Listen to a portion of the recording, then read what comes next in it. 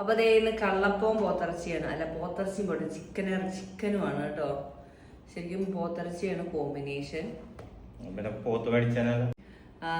ഇതിന്റെ കളറ് ഞാൻ ജീരകം ഇട്ട് അരച്ചത് കൊണ്ടാണ് കേട്ടോ. ചതച്ചിട്ടാ മതി.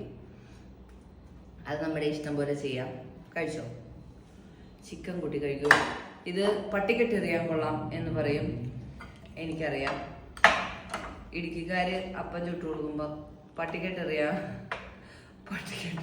കൊള്ളാം എന്ന് പറയും. ഹാർഡായോണ്ട് കഴിച്ചോളൂ.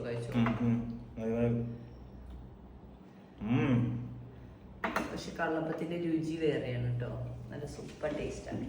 പട്ടിക്കെട്ടെറിയാൻ കൊള്ളാമെങ്കിലും നല്ല രുചിയാണ്.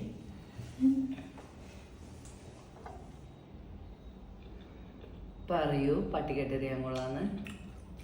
കറി നല്ലതായോണ്ട് അപ്പം കുഴപ്പമില്ല.